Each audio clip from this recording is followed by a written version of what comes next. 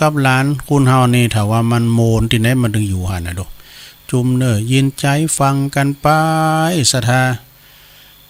มันก็มีเหมือนกันนะอารมณ์ที่เฮาต้องการที่มันมาเบิ่นว่าอิทธาลมอนิธาลมอารมณ์ที่มัน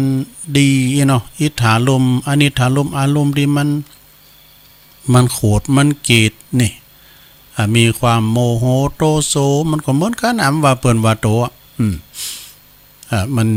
มันก็มีเหมือนกันอารมณ์มันมาถูกต้องนี่นะ โอ๊ตเอาหน่อยแม่เนาะเก่าอด10อดแปลว่าอด3เตอปิ้นพระเจ้าอดเก่าเตอปิ้นมหาเศรษฐีนะอดร้อยเตอปันเตอนั้นดีที่สุดในโลก การเวลากำอดจังมันเตออีน่ะ เปิ้นว่าหยังก็จังมันเตอ อันนั้นสดาญาโยมวันนี้ตุลุงก็น้อมนำมาพระธรรมเทศนาของหลวงปู่บุญปันเนาะปิยธรรมโมวัดแม่โป่งเป็นธรรมบรรยายธรรมละสถานเนาะก็มันก็เธอก็ลืมใหม่ลืมเก่าพองก็เป็นธรรมดาก็ยังเต็มหลายผูกอยู่ของหลวงพ่อบุญหลวงอันตามูลก็ยัง ยังไม่ได้เอามาลีบอย่างเด้อหลวงพ่อบุญปันเป็นมีข่าวหำประวัติชีวประวัติเทระประวัติของครูบาเจ้าศรีวิจัยสักวันก่อนพุทธหน้าก่อนเนาะต่อไปก็เอามาว่ากันไปอันนั้นเป็นเก้าเป็นกูเป็นกีมกันไปไหมแล้วก็อนุโมทนาวันนี้ก็เอาเจ้าภาพหมู่เฮาตึงหลงตึงหลายเนาะแถมส่วนหนึ่งก็เจ้าเก่าเจ้าเดิมเนาะจะเป็นทำเจ้าภาพเฮาก็คือปอสมศักดิ์แม่เพนขาวเตี้ยจากบ้านตาจ่างนี่อยู่เวียงน้องหล่องเนอะตาจ่างนี่นะเปิ่นก็ทำบุญอุทิศไปหาป้าอุ้ยน้อยเงินแม่อุ้ยป้าอุ้ยน้อยปัน แม่อุ้ยเงินจินาอิแม่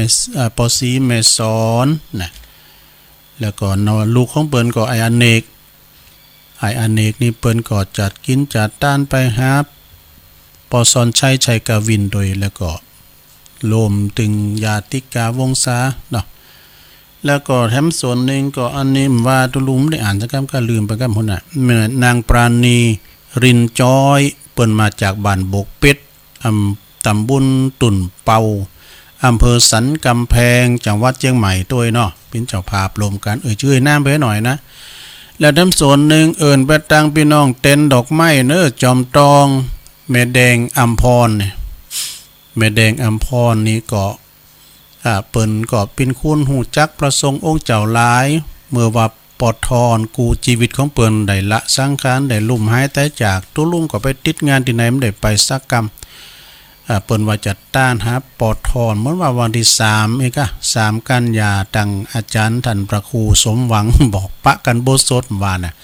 ก็จะเตดนำเตดธรรมนี่เนาะอุทิศแผ่กุศลนำบุญไปหาปอดทอนบุญมาปะนี่ก็แม่อัมพรแม่แดงบุญมาปะทำบุญอุทิศไปหาอีนะจะได้แล้วก็วันที่10ก็ปะกันเน้อแม่อัมพรเน้อที่วัดพุทธนิมิตงานหลวงพ่องานอายุวัฒนะมงคลหลวงพ่อท่านพระครูอินทยานรังสีเจริญอายุมา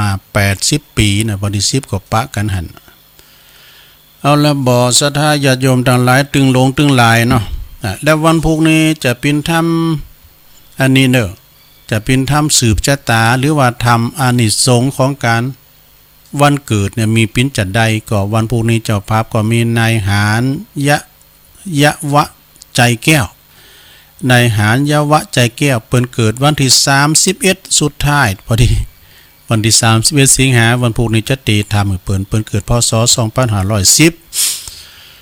เปิ้นก็จะทำบุญวันเกิดแฮปปี้เบิร์ธเดย์เปิ้นเนาะพี่น้องตังเจดีเหลมเนาะตำบลหนองตองอำเภอหางดงจังหวัดเชียงใหม่ก็วันพุธนี้จะเตธรรมไผที่เกิดวันพุธหรือวันใดก็ตามนะลองฟังวันพุธนี่จะเป็นธรรมวันเกิดมันเป็นจะใดนะเนาะฉะนั้นก็วันนี้ก็เอาน้อมนำมาประธรรมเทศนาเนาะเป็นธรรมใจสาถาโวนะพุธนี้สาถาโวกะอันนี้จะเป็นธรรมณบัดนี้เนาะของหลวงพ่อบุญปันกันต่อไป นั่นก็ต่างอกต่างใจเนอตุลุงเจ้าว่าทำกันเนาะฟังไปก็รับไปก็ได้ในลงเนอพิญญังอ่ะ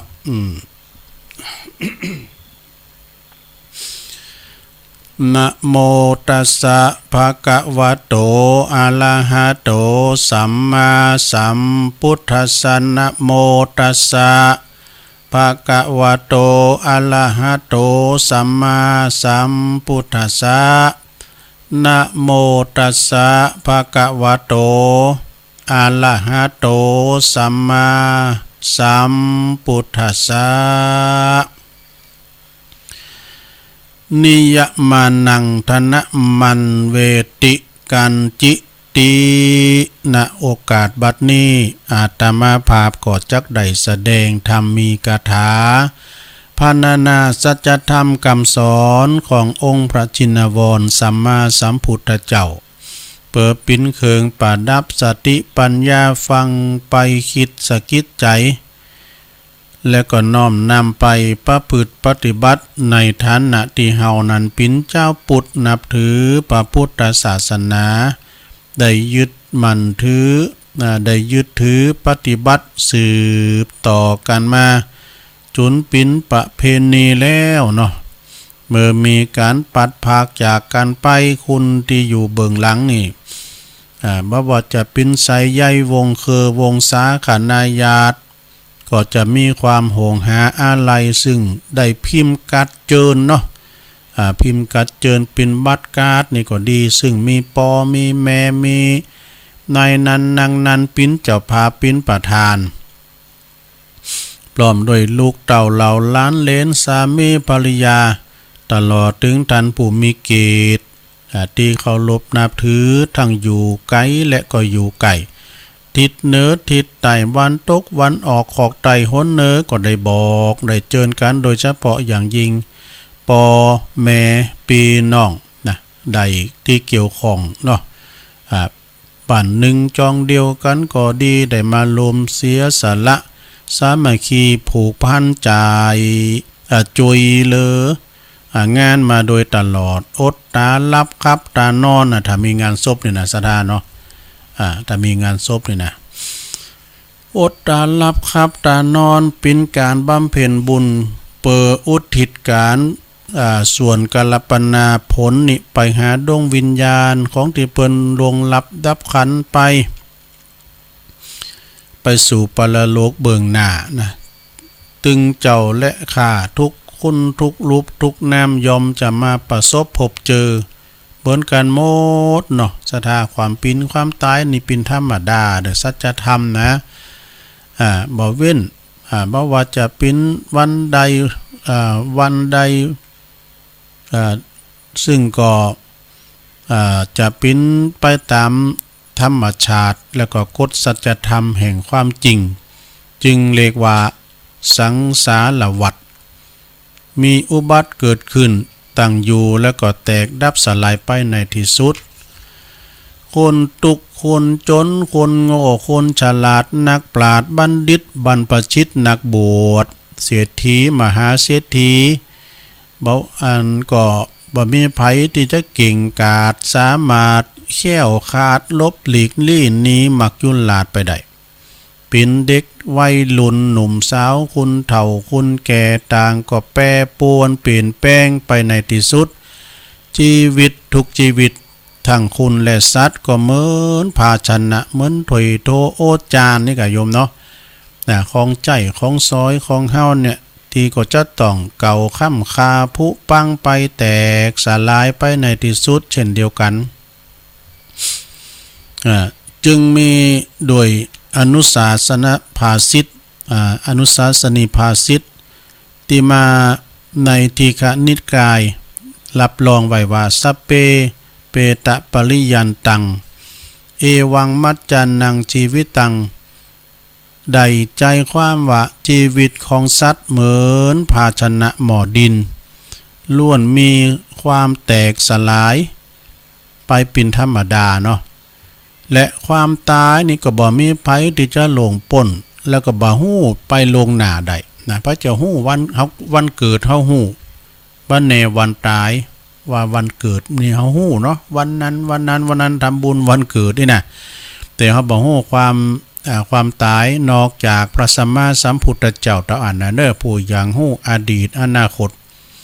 แล้วก็ปุถุชนคุณสามัญชนอย่างเฮานี่จึงเสียวหวาดระแวงนะบ่กล้าที่จะอูดนึกถึงเพราะว่าความตายเนี่ยมันเป็นมหันตภัยอันยิ่งใหญ่ชีวิตสมบัติเกี่ยวแว้นเส้นสิ่งทรัพย์สิงสลิงข้านกูสิ่งกูอย่างปีน้องพ่อแม่บุตรสามีภรรยาก็ไปโดยเฮาก็บ่ได้นะหมดสิทธิ์หมดเข้าของเงินทองหมดสิทธิ์ที่จะเป็นเจ้าของนะของข้าของเขาของเฮาของมึงนี่นะยึดถือมันเป็นของกู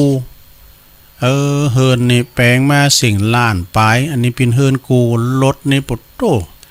อันนี้ก็เป็นรถกูนะล่มหายแต่จากไปตึงเอาไปเติมได้เฮินเอาแปลงสิ่งล้านปลายเขายืมเฮาอยู่หามเฮาลุงนอนกะลางบ่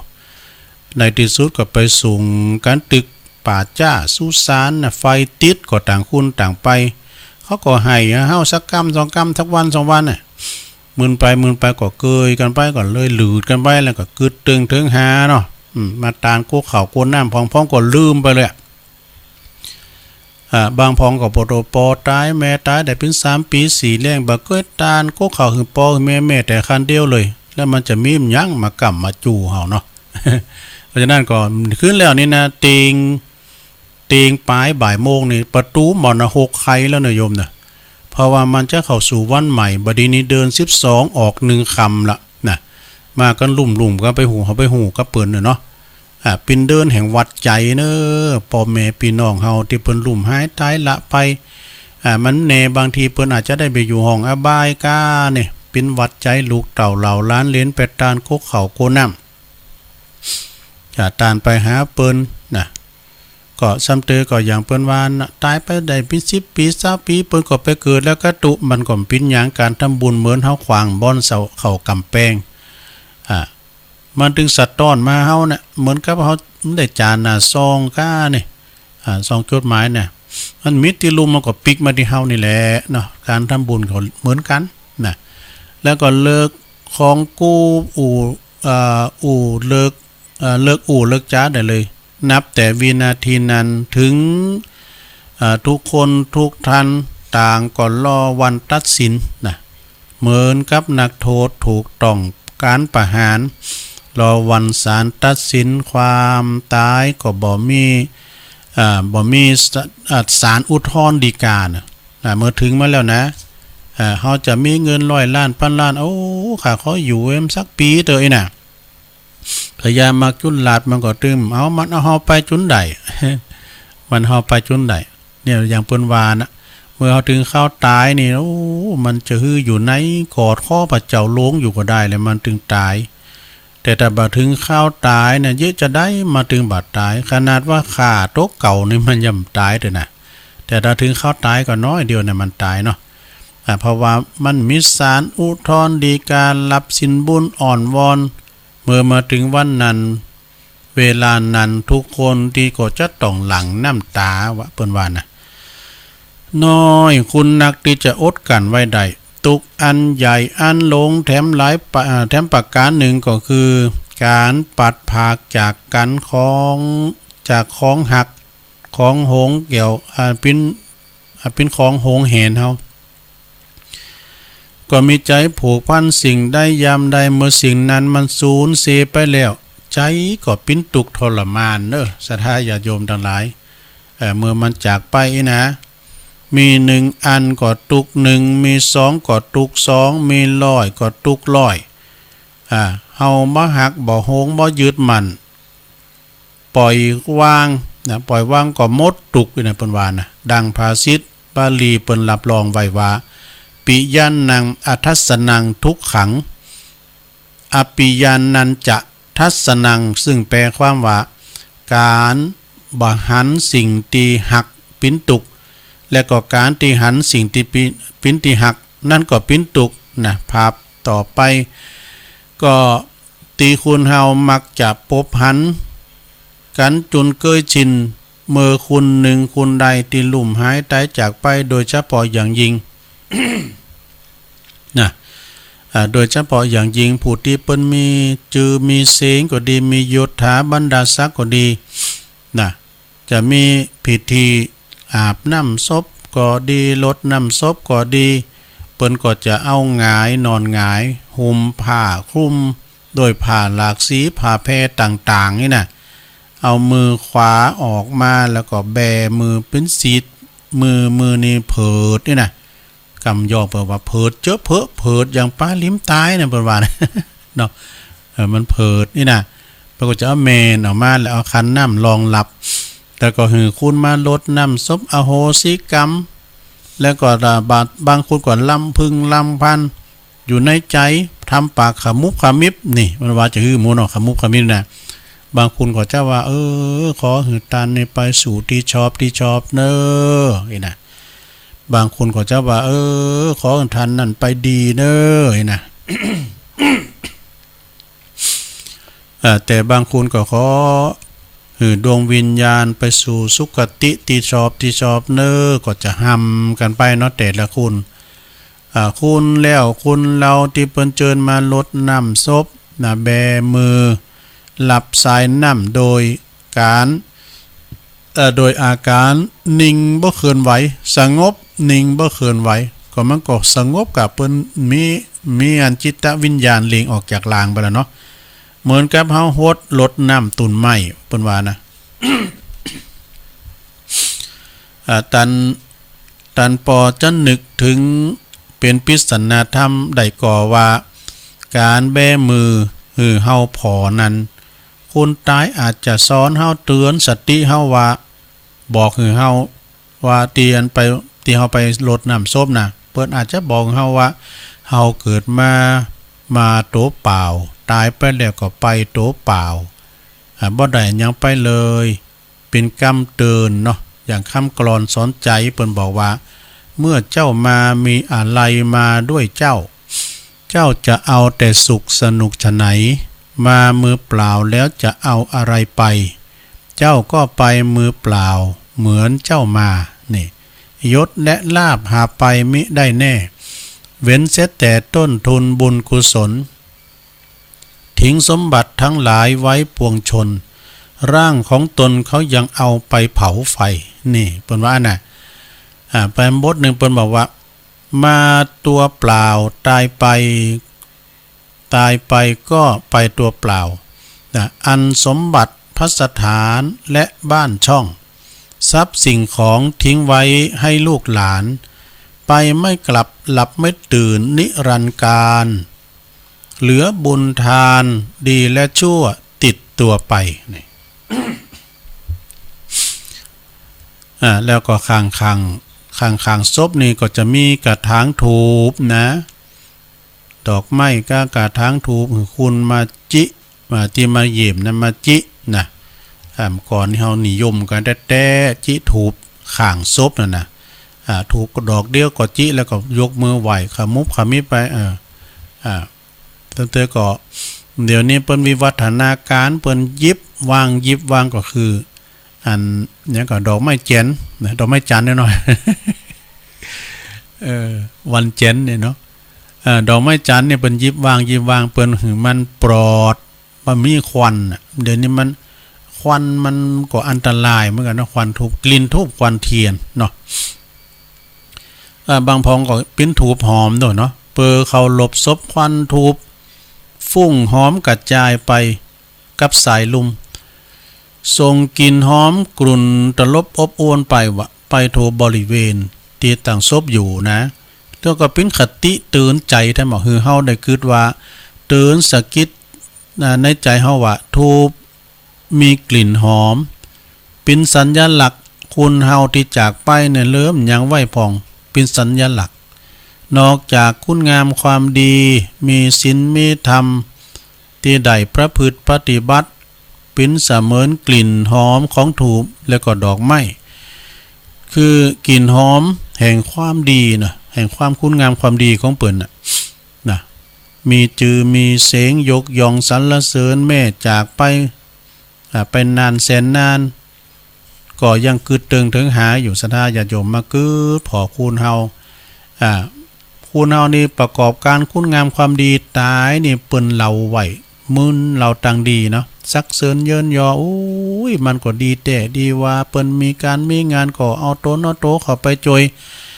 มีรถมีลาก็ไปคุ้นโตคุ้นต่างมาน่ะเปิ้นจะเติมน้ำมันให้ก็เติมอีน่ะเปิ้นขอไปกาดไปสูงหันไปนี่โอ้มีงานวัดกันว่าก็ไปจอยเปิ้นนี่น่ะโอ้อันนี้นี่เป็นผลงานเปิ้นเอาโตเนาะโตเข้าไปจอยงานสังคมอันนี้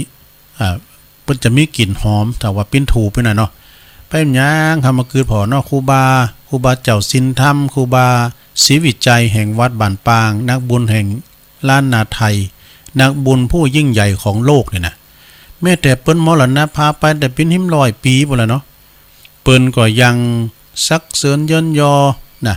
เปิ้นก็ยังอู่ขวัญตำนานไปหาแม้แต่เปิ้นจะมาทำเลนกุลุนนะเลนครูบาเจ้าศรีวิจัยนี่นะโอ้เปิ้นก็เจ้าปูจากันไปขนาดอันนี้ก็จะเล่าถึงประวัติความดีของครูบาอยู่นะสักวันก่อนวันหน้าวันตาวันพุธวันใดหมู่นะหลวงพ่อบุญปันเปิ้นเอามามอบเป็นชีวประวัติของครูบาเจ้าศรีวิจัยแล้วก็ตรงกันข้ามกับคุณที่บ่เคยทำคุณงามความดีเหรอนะก็เหมือนทูบแล้วก็ดอกไม้ที่ไล่กลิ่น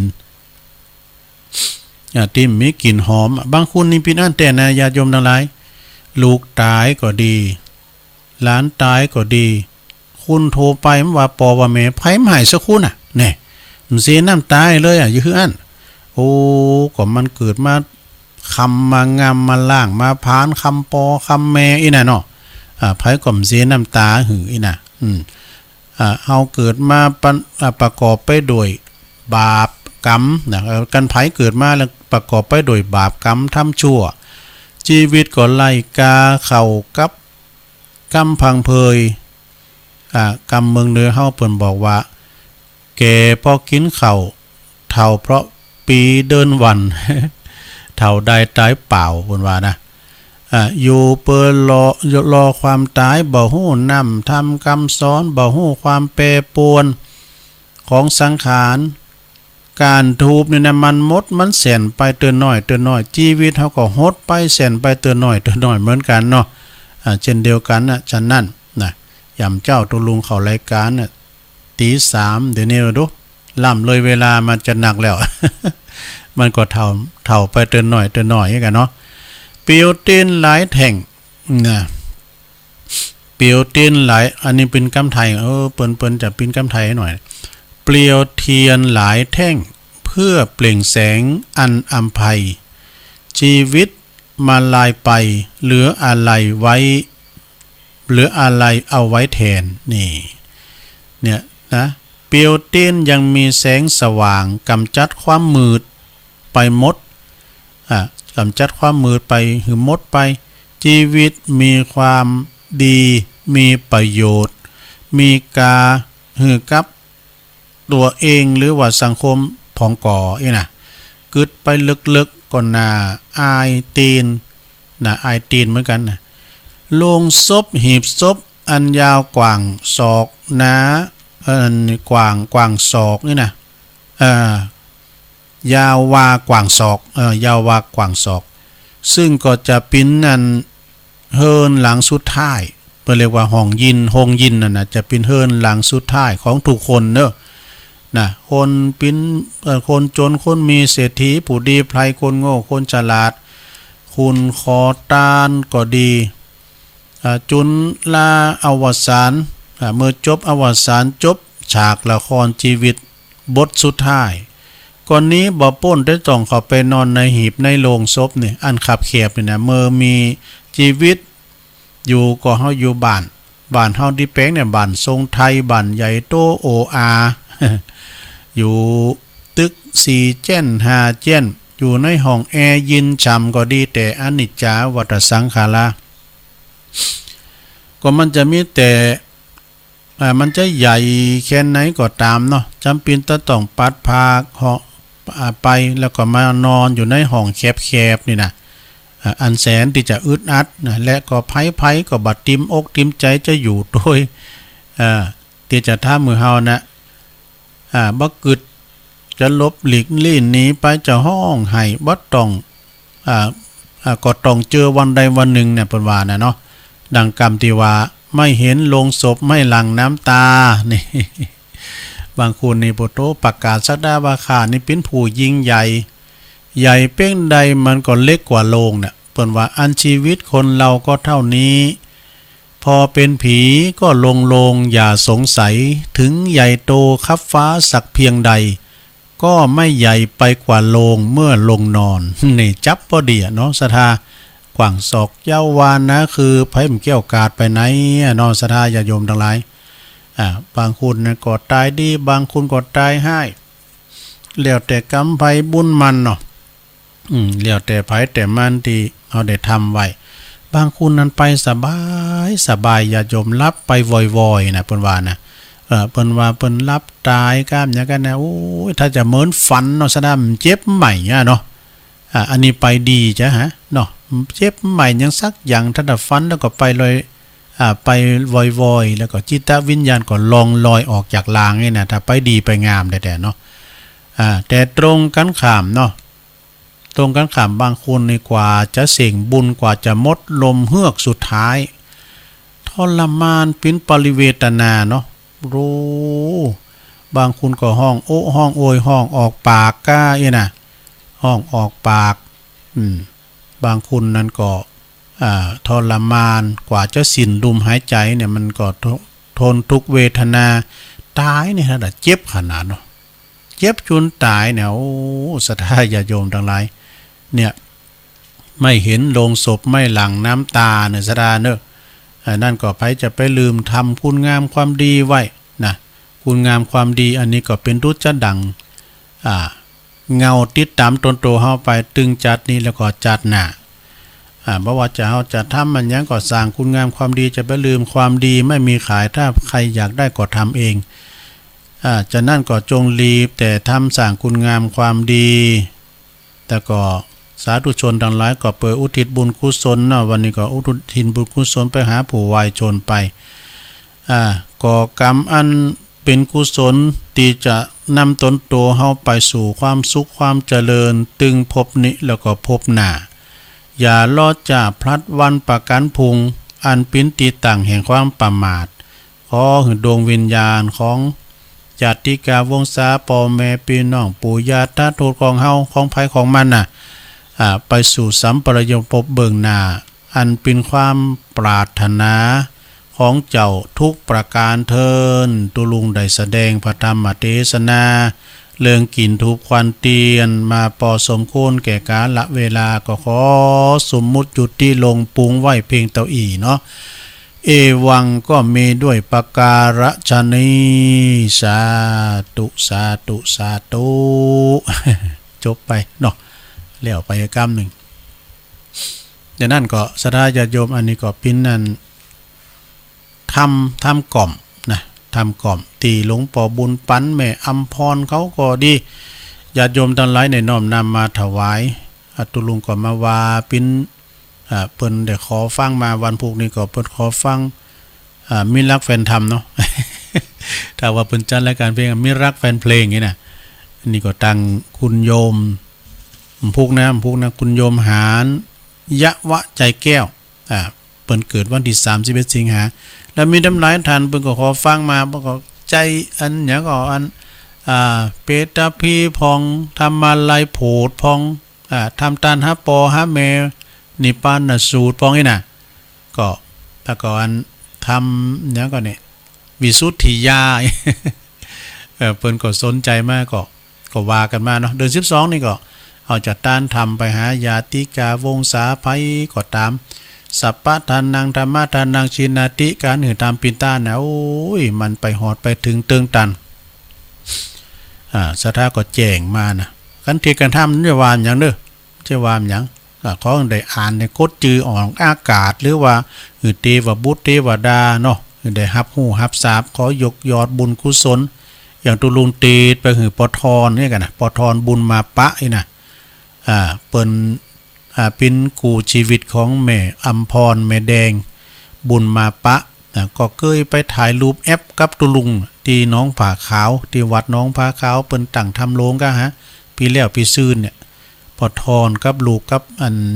แม่อัมพรเนี่ยเปิ้นมาจากนั้นก็เปิ้นละสร้างคันเสียงบุญไปแม่อัมพรแม่แดงจะต้านไปหาวันที่3ไม่หรออาจารย์สมหวังวัน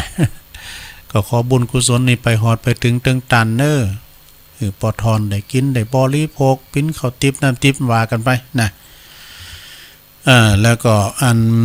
แม่เพนเขาเตี้ยโดยนางปราณีรินจอยบวกเป็ดตุ่นเป่าสันกำแพงโดยแล้วก็เฮา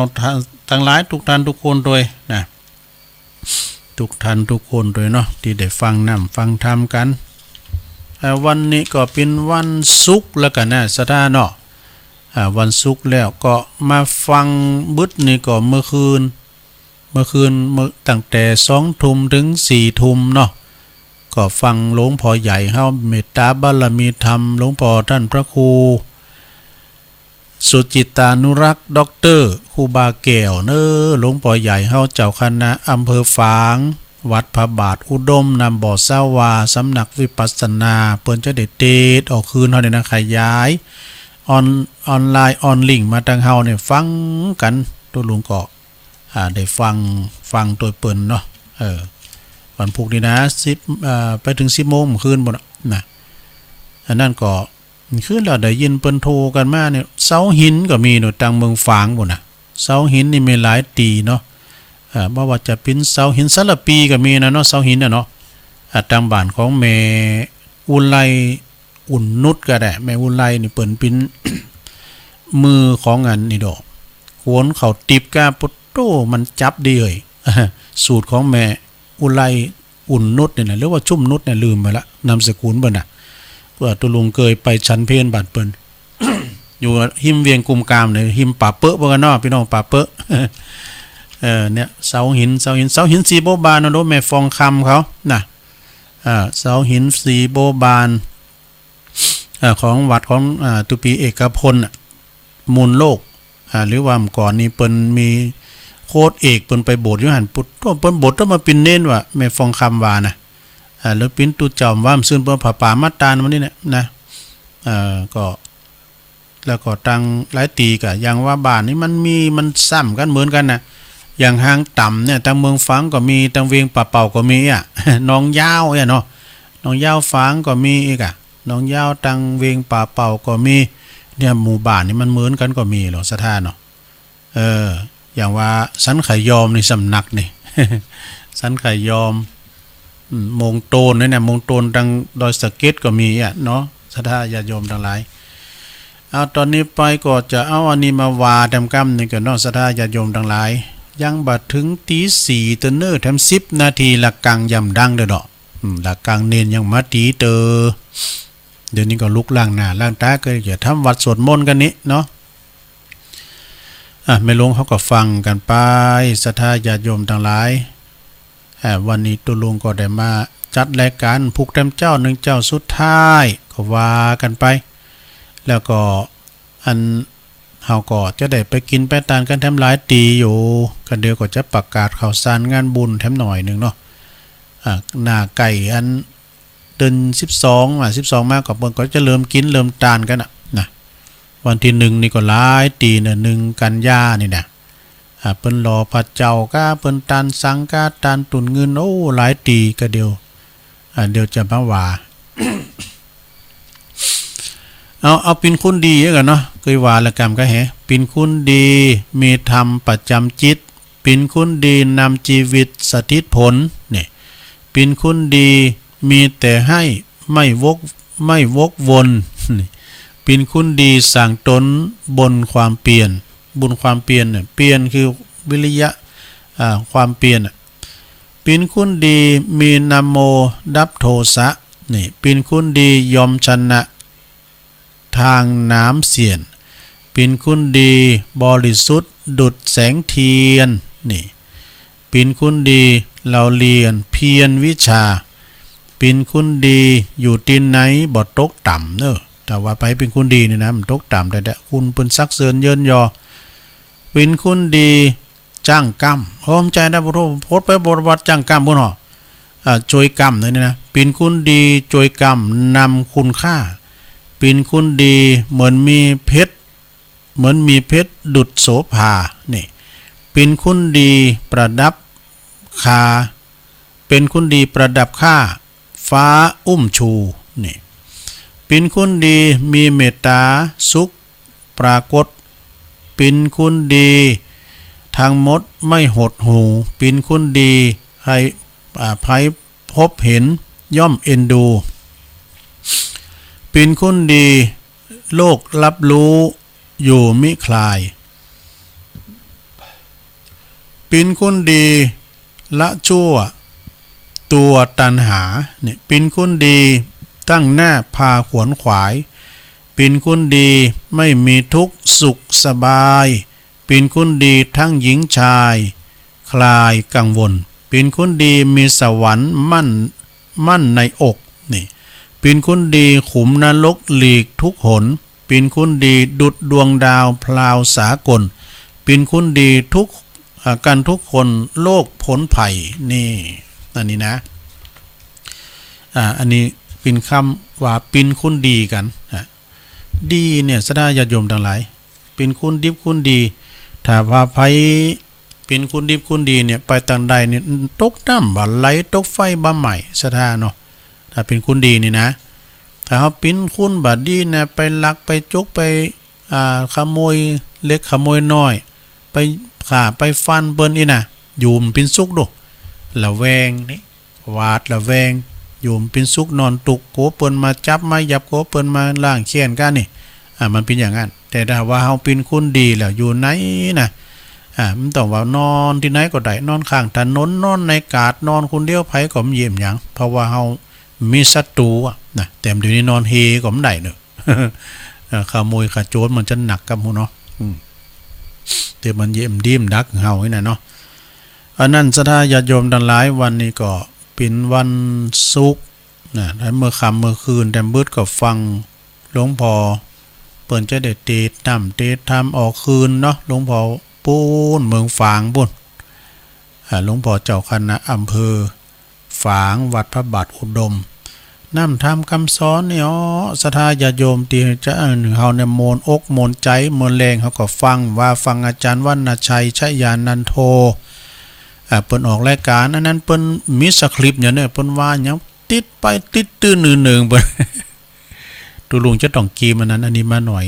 นะอันมันมีกรรมตึกนะศรัทธาญาติโยมทั้งหลายกรรมมันมันตึกเนี่ยหลวงปู่บุญปันถึงเอาทำมากรรมมันตึกก็เอานี้ว่าบ่เด้อตุลุงเลยนะกินทูบควันเทียนก็ว่ากันไปเนาะอันนั้นก็หลากหลายศรัทธาขึ้นแล้วก็ฟังครูบาคัมภีร์ก็มาเตดเนี่ยก็นางปปัจจลาเนี่ยน่ะเลี้ยงแม่ท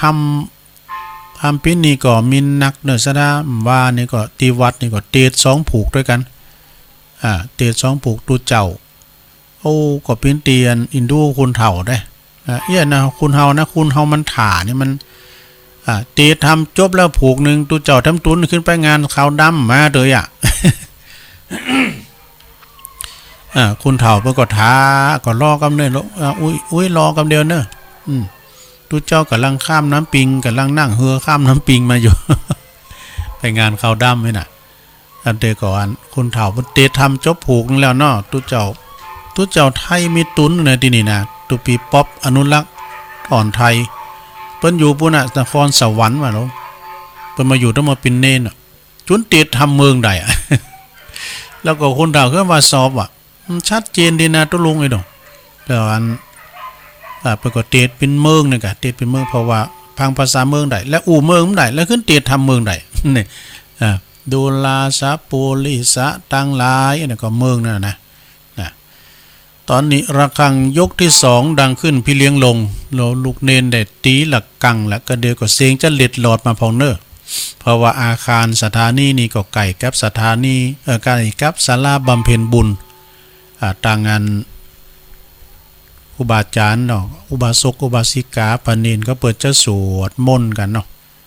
ตัวลุงนี่มันได้ไปก็เปิดเนาะเนี่ยก็น่ะ กันจบนี่แล้วก็ตุลุงก็ตีห้าก็ปิดสถานีออนไลน์ไปตังลุมตังอันวัดปากตั้งเจริญตุลุงก็จะได้ไปวันนี้มันได้อันหนึ่งเข่าอันละอุ่นเข่าพอดวันนี้นะว่าวันศิลป์ด้วยวันนี้อุ่นเข่าพอดแล้วก็จะไปแฮมกินวันนี้ก็ไปทำไปแฮมกินกำยองบอกว่าไปแฮมกินไปเยกินเนี่ยเนาะไปแฮมกินไปเยกินเมนูก็หลายอย่างอยู่วันนี้โอ้ขอบคุณทางอาจารย์พระครูอภิวัฒนวิกรมเปิ้นเอาอันวัตถุดิบนะวันนั้นว่าไปโบสถด้วยกันเปิ้นใส่รถเปิ้นมาเนาะอันเสบริหารจัดการเนื้อนี่หลังรถนะปุโตมีมีพักไม่ใส่คือปุโตเอามาวันนี้เนี่ยเจอตำเขือเนาะนี่นะใส่ดีหน่อยก็ฮะจะตำเขือแล้วก็จะตำน้ำพริกเฮ็ดหลุมไม่หลงก็เอาพักปังมาได้หมดพี่น้องทั้งหลายปิ้งนะพักหอยว่าง่ายวัตถุดิบเนาะก็กินกันไปฉันกันไปสดาญาโยมมันจะว่าก็พี่น้องตั้งน้อยๆเลี้ยงกลุ่มกำใจก็ว่าพานินมันหลายเนาะอย่างอาจารย์ท่านพระครูอภิวัฒนวิกรมเนี่ยเปิ้นออกถึงวันโดเปิ้นไปตีตั้งแต่ถึงวันก็คืนเปิ้นก็ได้กันตีกันทำมา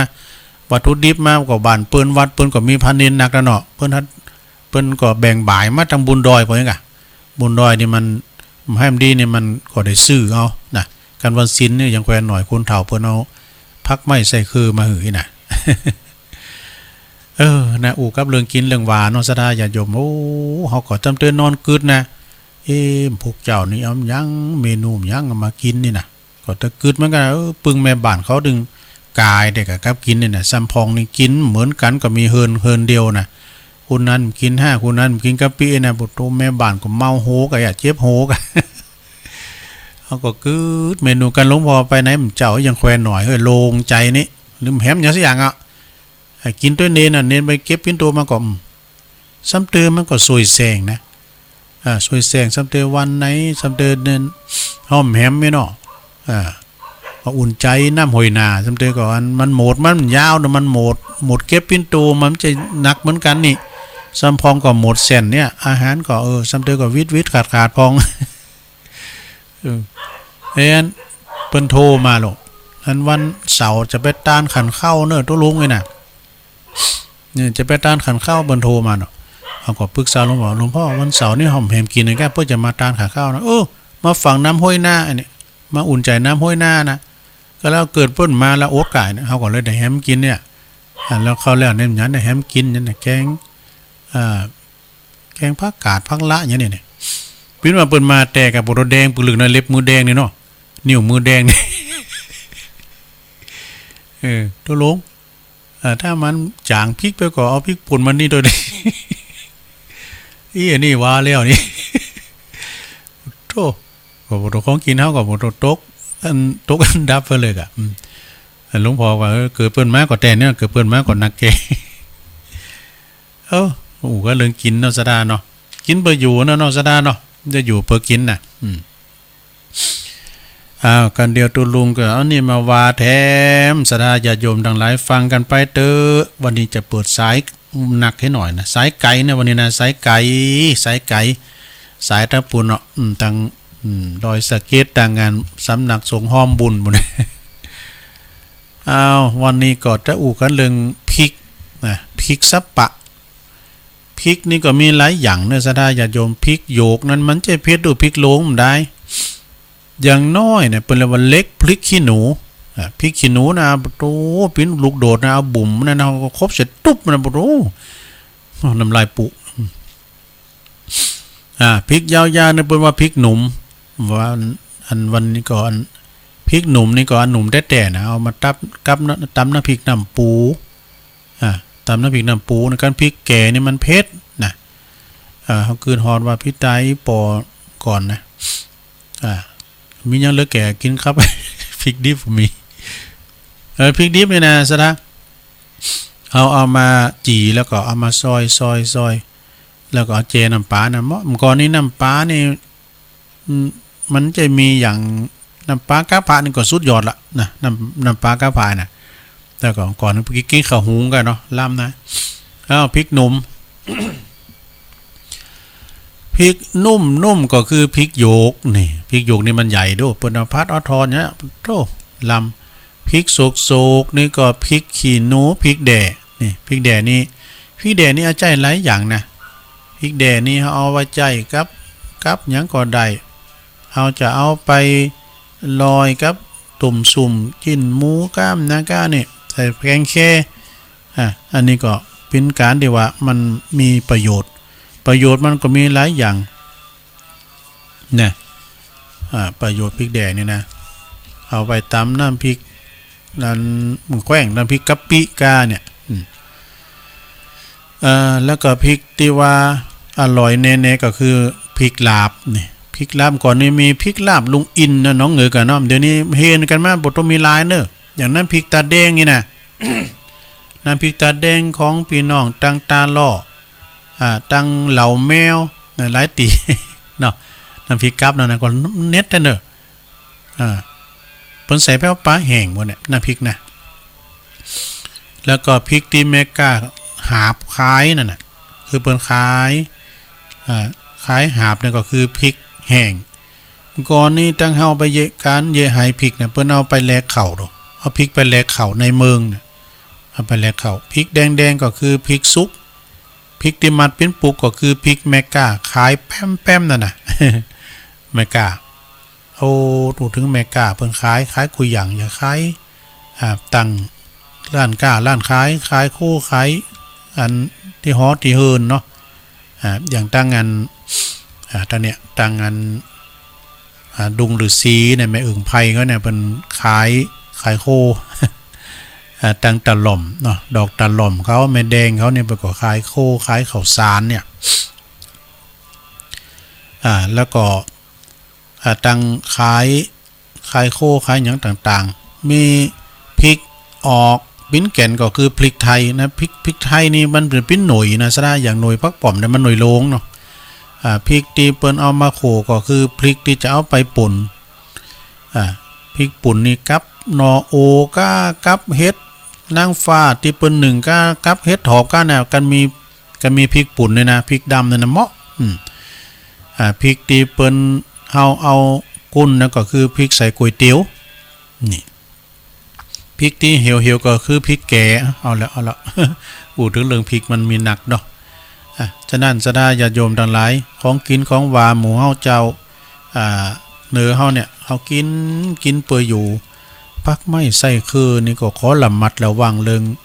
ยุกยาของน้องสะดาเนาะเรื่องยุกยาต่างๆเนี่ยเปิ้นพ่นสารขาแมลงก้ามจังก้านี่มันก็มีมันแมงมันหนัก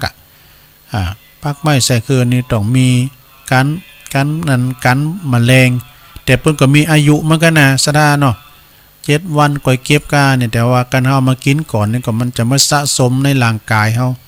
ทำให้มีเกิดสารพิษสะสมในร่างกายเฮา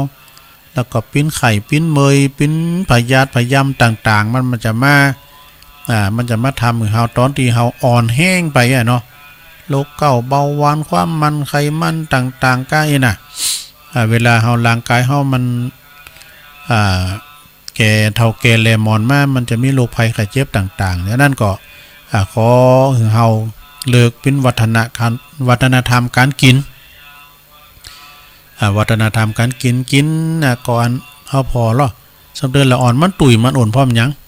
มันกินขนมปังกับหยังไงอ่ะเนาะ กินขนมปังกินหยังไงมันจะกินข้าวกินอาหารเนาะอย่างพะน้อยเขาเนี่ย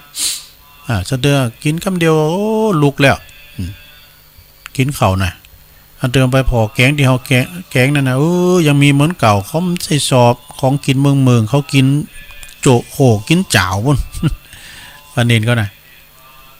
เสียงจะหลิดหลอดมาพองเนอศรัทธาญาติโยมทั้งหลายก็ว่ากันเนาะเสียงหลิดหลอดมาพันเนนเขาเปิ้นสวดมนต์กันความเป็นหยังตอนนี้ไปตุลุงก็จะประกาศข่าวสารงานบุญสักเล็กสักน้อยเนาะเพราะว่าพวกก็อยู่กันทำเจ้าหนึ่งพวกก็อยู่กันทำเจ้าหนึ่งอันนี้กันเนอศรัทธาเนอ ก่อนในวันที่23กันยาปุ่นเนอะเปิ้นก็ขอรวมทำบุญถวายสังฆทานเพื่อสมทบทุนในการบูรณะปฏิสังขรณ์พระธาตุเจดีย์แล้วก็สร้างกำแพงสร้างโฮงกุฏิแปลงกุฏิเสนาสนะต่างๆของวัดบ้านขวางเนอะตำบลหนองน้ำอำเภอเมืองจังหวัดลำพูนพระเจ้าพิณเจ้าภาพเล็กปูนหินดินทรายหรือวัดบริจาคจตุปัจจัยติดต่อสอบถามได้ที่ท่านอาจารย์พระครูประภัสศรีลาภรณ์นะเจ้าคณะตำบลหนองน้ำเจ้าวัดบ้านขวางเนอะอำเภอเมืองจังหวัดลำพูนคณะสงฆ์ตำบลยางครามนี่ปุนกันนกรออกวาษาหนึ่งสินก่อนนะ6มันจะ6กันยานี่นะมันจะ6มือนี่มันใจเนาะ6ปุนอากาศตุลาบ่กันเนาะเพิ่นจะมีกิจกรรมธรรมสัญจรเนาะที่สำนักสงฆ์ม่อนปู่อินมีการถ่ายทอดเสียงโดยปุ่น6ตุลาบ่กันเด้อสถาก็แก่ข่าวครับนะคณะสงฆ์ตำบลยางครามอำเภอดอยหล่อแล้วก็ต่อไปก็ขอประกาศครับประเดชพระคุณหลวงพ่อโดยเนาะก็คณะศิษยานุศิษย์ศรัทธาญาติโยมโดยทั่วไปเปิ้นก็จะมีการจัดถวายมุทิตาสักการะประเดชพระคุณหลวงพ่อพระธรรมเสนาบดีนะอายุวัฒนมงคล70ปี50พรรษาเปิ้นจะสืบจัดตาหลวงแบบล้านนาเนาะณตีมณฑปพระยกจุดจตุรทิศ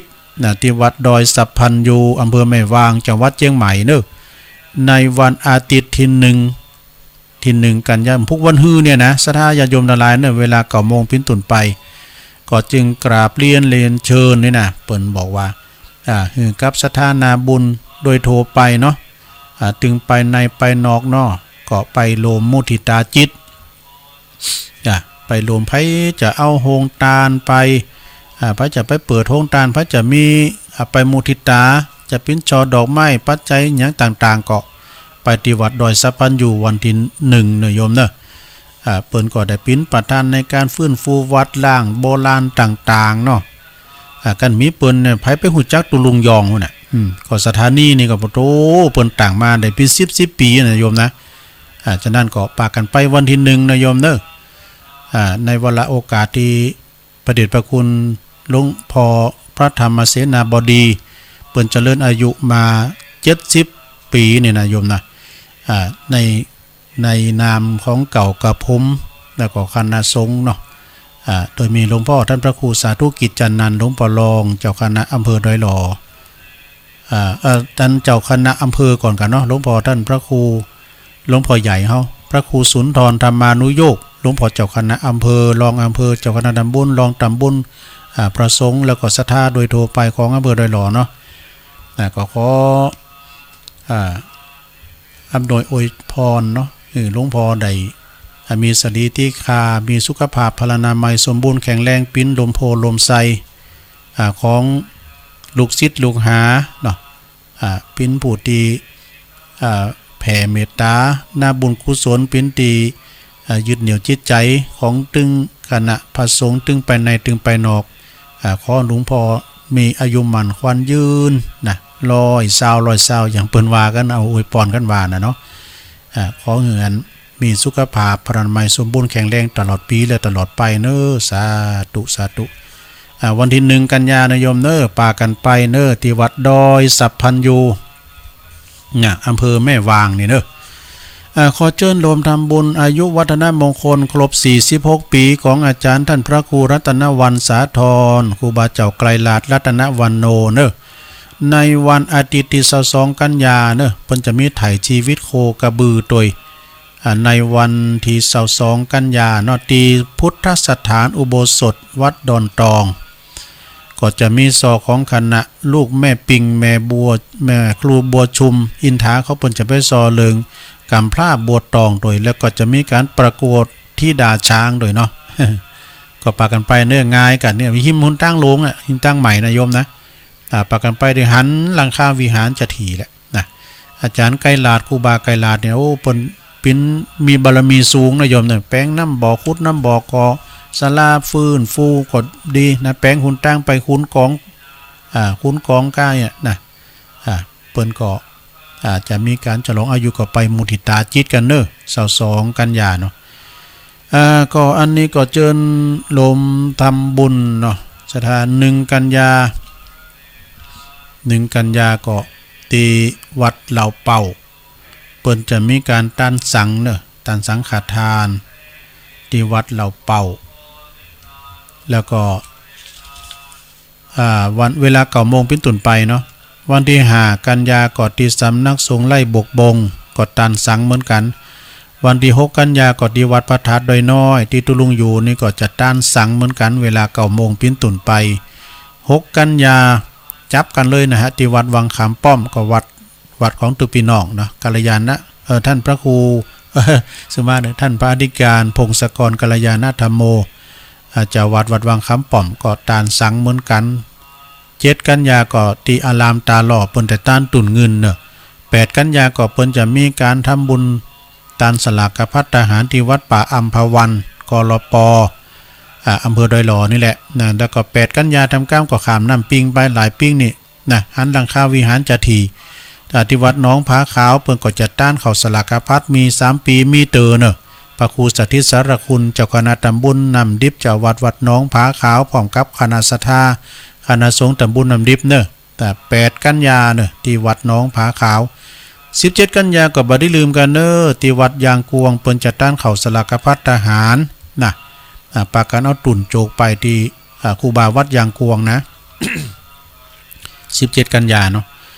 แล้วก็วันที่10 กันยานะทำบุญวันเกิดอายุวัฒนมงคล80 ปีของหลวงพ่อพระครูอินทยานรังสีเจ้าคณะอำเภอจอมทองเจ้าวัดพระพุทธนิมิตรนะก็ตั้งแตนดอกไม้เนี่ยนะฉะนั้นก็ไปรวมมุทิตาจิตเด้อหลวงพ่อเพิ่นก็ฟังรายการฟังวิทยุกันทุกองค์เปิ้นฝากปัจจัยหอมกันนำกาไฟ4-500กันหลายเตือเปิ้นฝากมาตั้งอาจารย์วรรณชัยชยานันโทเปิ้นก็ฟังรายการเฮาเนาะเขาไหวสาบารมีแล้วก็ครูบาอาจารย์ก็หลายตุนน่ะที่เปิ้นฟังกันเจ้าคณะอำเภอดอยหล่อนะหลวงพ่อเปิ้นก็ฟังพระครูสุนทรธรรมานุโยคเนาะก็จะได้ไปรวมมุทิตาจิตกับหลวงพ่อท่านพระครูอินทยานรังสีตัวน่ะปะกันได้แม่แดงเด้อแม่แดงอำพรเขาในวันที่10 กันยา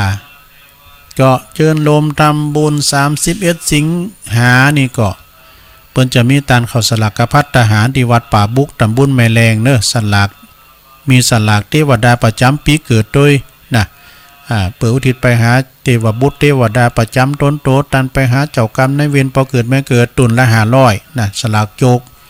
ก็ที่วัดป่าบุกเนอะวันที่31พุกอะกะนะวันพุกละนะก็วันนี้วันห่างวันดาก็แล้วก็วันที่เก่าโอ้นี่ไกลอยู่เนาะไว้ก่อนต่อไปก็เจิญโลมทำบุญอันนี้ก็เปิ้นจัดต้านผ้าป่าสมทบในการสร้างมณฑปจตุรมุขความสูงนั่นก็12 เมตรความกว้างนั่นก็6 เมตรเปิดประดิษฐานสมณรูปเหมือนของครูบาคำตันปัญโยเนอสำนักที่สำนักสงฆ์ม่อนปูอิน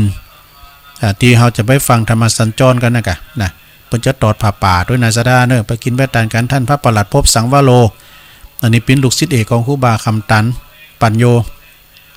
แล้วก็เป็นเลขาเจ้าคณะตำบลยางครามด้วยเนอะวันที่6 ตุลาเหมือนกันฮะวันงานน่ะเนาะนะต่อไปงานต่อไปก็จะไปลืมกันเนอะสดาเนอะอาจารย์ท่านพระมหาประสิทธิ์ธรรมาภินันโทเปิ้นก็จะมีการทำบุญฉลองอายุวัฒนมงคล55 ปีเนอะในวันที่31วันพุธนี่แล้วเนอะสดาเนอะวันพุธนี่นะวันเสาร์ก็ปากันไปเนอะงานนี้ก็เปิ้นจะมีการตอดผ้าป่าจัดซื้อที่ดินน้องควายโดยพระจะปิ้นจะภาพก็กิโลนึงมากิโลเฮ้ยกิโลไปทางจีนมิสุมาเด้อตารางเมตรละ200 บาทเนอะศรัทธาญาติโยมตารางเมตรละ200 บาทนะจำนวนถึง6,000 ตารางเมตรศรัทธาไปรู้กันเนอะวันพรุ่งนี้ก็ปากันไปประกาศว่ายังเหลือเงินหือเปิ้นน้ำ2 ล้านทำ1,200,000 บาทถ่วนดูโอ้ไปมั่มมือกันเนอะเปิ้นตานปิ้นตอนนะทำกรรมกับเมษาบุญนะศรัทธาญาติโยมทั้งหลายก็ปากันไปตอนเจ้าจะมีการสื่อโพราชตาพระสงฆ์สมณศักดิ์แล้วก็เทระผู้ใหญ่80 ปีขึ้นไปโยมเปิ้นก็เก่าตุนเปิ้นจะสืบจัตตาคือท่านพระมหาประสิทธิ์ธรรมาภินันโท อาจารย์เป็นกำลังจิตกำลังใจอาจารย์พระมหาเฮาปิ้นลมโพลมไส้แล้วก็เผยแผ่สัจธรรมนี่เปิ้นนี่ภูมิหูภูมิธรรมปิดพัตไตรปิฎกเคินทีเนอะตู่พัตไตรปิฎกเคินทีเด็ดๆแล้วก็เปิ้นกึดสั่งหางแป้งยังก็มีศรัทธามาช่วยกันรวมกันก็แล้วก็อันศรัทธาก็เวลาประมาณเตียงกึ่งนี่ก็จะได้ฟังธรรมกันพิเศษโดยองค์เต็นได้เมตตาบารมีธรรมหลวงพ่อพระครูอาทรวิสุทธิคุณเจ้าคณะอำเภอหางดงวัดหนองตองเนี่ยได้โปรดเมตตาเป็นองค์ธรรมกถึกองค์เตดประสงค์ที่เปิ้นมาออกรายการจะมามดเนอบ่ว่าจะเป็นเวงป่าเป่าหลับปูนเจียงใหม่เปิ้นจะไปรวมโตกัน59ตุนด้วยกันดูอาทิตย์ปลำผามตองนะสดาก็พากันไปเนอพระจะไปออกโฮงตาลนะพระจะไปปิ้นเจ้าภาพซื้อตีดินกาตานผ่าป่ากันตอนบ่ายเนองานนี้ก็จะมีซอของสายสัมพันธ์ลูกสายสัมพันธ์กับปหลวงประพันธ์แก้วเก๋หรือว่าลุงใจไอแซมไปซอโดยมีลิเกโดยเนอะมีอีเกโดยนะวันพุธเนี่ยไปฟังกันเนอะมีศิลปวัฒนธรรมต่างๆโดยที่วัดจ้างกำตำบุญมะกอกอำเภอป่าสร้างนะวันพุธก็ปักกันตุลุงก็จะไปนะที่วัดพระป่าเนอะวันพุธนี่เหมือนกันเนอะศรัทธาเนอะวัดพระป่านี่เพิ่นจะรอพระเจ้าตันใจดอนสีดอนชื่นขนาดหน้าตักกว้าง14 นิ้วเปิ้นหล่อเงินนะเททองเงินหล่อพระเจ้าตันใจงานนี้ก็ประเดชพระคุณหลวงปู่เปิ้นก็จะเมตตามาตวยแล้วก็ประเดชพระคุณพระราชวิสุทธิญาณเจ้าคณะอำเภอเจ้าคณะเจ้าอาวาสวัดป่าดาราพิรมเจ้าคณะจำวัดเจียงใหม่ละปูนแล้วก็แม่ห้องสอนเปิ้นก็จะได้เมตตามาตวยเนาะประสงค์ทรงสมณศักดิ์เก่ารูปเจริญพระพุทธมนต์นะแล้วก็ปากันไปเนอศรัทธางานนี้ก็ฉลองชัยแฮปปี้มีเดียเปิ้นน้อมนำเอาตึงเครื่องเสียงตึงไฟแสงสีเสียงไปถวายงานด้วยเนาะแล้วก็งานต่อไป15 กันยาก็จัดตั้งสังติวัดปากล่องเนอปากล่องตำบลน้ำดิบอำเภอป่าสร้างท่านพระครูธีรกิจจาธิคุณประหลงสนองการทำเขาเวลา9 โมงเนาะ13 กันยาก็ถวายสังฆทานที่วัดดอนชื่นนะวัดดอนชื่นก็ตำบลเดียวกันนี่แหละเวลา9 โมงเป็นต้นไปเนาะดอนจืนแล้วก็13 กันยาก็คือ12 ปิ้งถ้าว่า13 กันยานะที่วัดพระธาตุโขงขาวก็ถวายสังฆทานเหมือนกันในเวลา9 โมง21 กันยานะก็เรือเจิญลมทำบุญถวายสังฆทานที่วัดโบสถ์น้ำดิบนะที่ท่านพระครูประหลัดทนงชยาพลโนพระจะไปหับสังตุเจ้าก็500สังเน้นก็300ว่าไปตามนั้นเนาะ21 กันยาก็มีการทำบุญสลักภัตตาหารที่วัดม่อนห้วยแก้วก็ที่ตำบลเดียวกันนี่แหละนะที่อำเภอดอยหล่อเขาเนี่ยท่านพระครูกัลยาณปราโมทย์อาจารย์สมหวังก็เปิ้นจะมีวันที่21เดือนสลากภัต13 กันยาก็จะมีสลากย่อมใหญ่ที่สุดนะพี่น้องเจ้ายองหนึ่งเดียวในโลกตีวัดพระธาตุเจ้าหริปุญใจเนอะวัดหลวงหลับปูนนะ13 กันยา12 ปีเหมือนกันเวลาบ่ายเนอะเปิ้นมีซอมีโอ้คุณนี่3ป้อยหลวงบ่เนาะคุณหนักคุณหลายเนาะนั่นก็ปากันไปกินแปดตานกันอนุรักษ์วัฒนธรรมประเพณีพี่น้องเจ้ายองสลากย่อมนะที่วัดพระธาตุหลวงเวงหลับปูนเนาะ13 กันยาเหมือนกันก็ที่วัดพระธาตุดอยสุเทพเนอะที่ตั้งแห่งสถานี96เฮานี่นะ13 กันยาเนาะก็ไปกินแปดตานกันนะปุ่นไปปะกับท่านพระครูใบดิกาประเสริฐประสันโน แล้วก็วันที่13เหมือนกันเนอะที่วัดเหล่ายาวใต้นะเพิ่นก็จะมีตานเข้าสลากภัตตาหารด้วยเนาะวัดเหล่ายาวใต้พระครูสังฆรักษ์สมบัติอภิลัมมณีโยเนาะก็ไปกินไปตานกัน13 กันยาทรงเจ้าตุลุงก็จะไป7 กันยาตานตุ่นเงินที่วัดเหล่าดูเนอะอำเภอเวียงหนองล่อง1 กันยาก็ถวายสังฆทานที่วัดใหม่ป่าฝางอำเภอป่าซาง13 กันยาก็ตานทำบุญสังฆทานที่วัดมะครับตองไร่ดงนะไห้ดงตำอำเภอป่าซางเหมือนกันวัดเราเป่าก็วันที่1นี่แล้วเนอะเปิ้นก็จะมีการตั้นสังเหมือนกันนะพร้อมกันนี้เปิ้นจะมีการเททองหล่อเปิ้นจะมีพิธีหล่อพระพุทธรูป3 องค์ประดิษฐานประจำซุ้มพระอุโบสถไม่ซัก ของวัดเหล่าเป่าเนอะวันที่1เนอะวัดเหล่าเป่าก็เปิ้นนิมนต์ตุลุงไปโดยว่าโอ้ก็คือมาติดที่ดอยหลอก็เป็นยังเนาะไว้โอกาสหน้าท่านพระครูปลัดเปิ้นว่าตุลุงนิมนต์ไปช่วยกันเนอะเตียนวัดผาป่าแถมก็ได้ไปก็คือว่าไปรับช่วยเตียนวัดดอยหลอวัดพระธาตุดอยหลอนะวันที่1ก็พากันอันวัดเหล่าเป่าก็1กันยาเหมือนกันเนอะสถานเนอะ อันนี้ก็ขอถวายงานเนาะพิงกับบอกเสียงถวายงานครูบาอาจารย์จำกรรมหนึ่งว่าวันที่7กันยายนโยมเนอะวันที่7กันยาก็เพิ่นจะมีการทำบุญวาระเจริญอายุวัฒนมงคล73ปีของเมตตาบารมีธรรมหลวงพ่อท่านพระครูอาทรวิสุทธิคุณเจ้าคณะอำเภอหางดงเจ้าวัดหนองตองเนอะเปิ้นเจริญอายุมาได้อยู่73ปีในวันที่7กันยาเนอะวันที่7กันยาวันที่6ก็เปิ้นมีทักษิณานุปทานทำบุญทักษิณาอุทิศถวายให้กับครูบาอาจารย์หรือว่าตั้งญาติโยมที่เปิ้นลงรับดับขันไปนะก็ไปลมกินลมตาลอันนี้ก็เอาใบนิมนต์ใบดีกาเปิ้นมากล่าวหลวงพ่อท่านพระครูสาธุกิจจนันท์เปิ้นก็จะไปรวมมุทิตาจิตด้วยเนาะในวันที่7กันยาเนอะที่วัดหนองตองนะโยมเนอะหนองตองหางดงนะเพราะว่าพระสงฆ์องค์สังฆเจ้าก็มีจำนวนเป็นหิ้ม200นะโยมนะพระจะไปหับสังพระจะไปเปิดธงตาลนะพระจะไปแสดงมุทิตาจิตช่อดอกไม้หรือว่ากระเช้าแบรนด์ก็ดีนะหรือว่าจตุปัจจัยก็เจริญปอนไดเนอร์ที่วัดหนองตองวันที่6ที่7วันที่6นั้นทำบุญทักษิณาวันที่7นั้นก็สืบจัดตาโลงเนอะเอางานต่อไปก็ศรัทธาญาติโยมวัดกับตองเหล่ายอดไต่นี่เปิ้นก็มีงานมีการกึดการสั่งวิหารครอบหลวงพ่อประจำหลวงพ่อสมปรารถนาเนอะก็ไปปิ้นเจ้าภาพสั่งกันได้แล้วก็หลายตีเพราะว่าจะปิ้นวัดทุ่งท้อเปิ้นก็สั่งหลายอย่างหอหลักคางหอทรงน้ำไปกินไปตานด้วยกันเนาะแล้วก็หลายวัดที่วัดดงป่าวายด้วยอรัญญาวาสเปิดก่อนจะมีงานปล่อยโลงนะ14 15 16กุมภา63บุและเปิดก็จะมีการบูรณะปฏิสังขรณ์ซ่อมแซมตั้งใจซ่อมแซมแล้วเปิดจะปูต้นนอนปูต้นนอนภายในบริเวณวัดพระจะพิ้นจะพาก่อตารางเมตรละ200 บาทนะตารางเมตรละ200 บาทก็ไปติดต่อสอบถามกันเนอะเอางานบุญใหญ่ทำงานหนึ่งก็จะไม่ลืมเนอะศรัทธาญาติโยมพี่น้องเจ้าข้าเฮาตันทั้งหลายในวันที่ตั้งแต่วันเทียนเนี่ยไปโทรมาเดียวกันเดี๋ยวอ่านในไลน์นี่แหละทำบุญมหามงคล8รอบ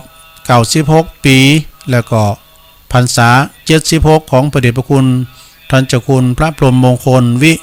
หลวงปู่ทองสิริมังคโลเนอในวันที่18ถึง22กันยาเนอะโยมเนอะ18ถึง22กันยา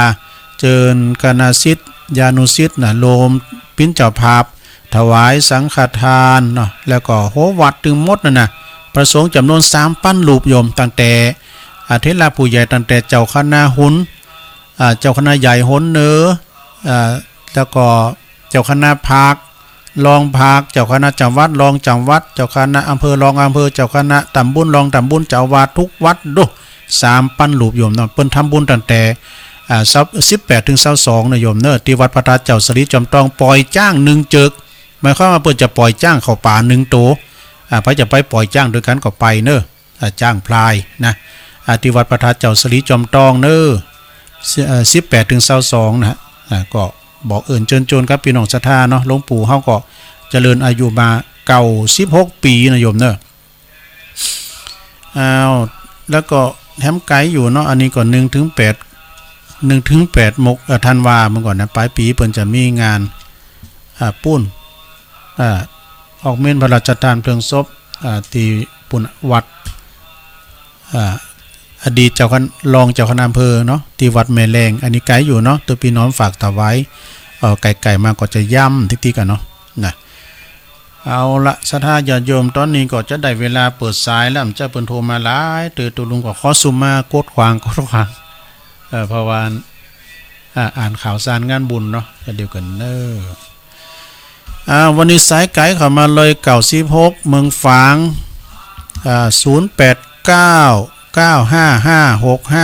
0899556506มีก่อเปิดสายหนักหน่อยนะวันนี้นะเปิดสายก่อนเวลา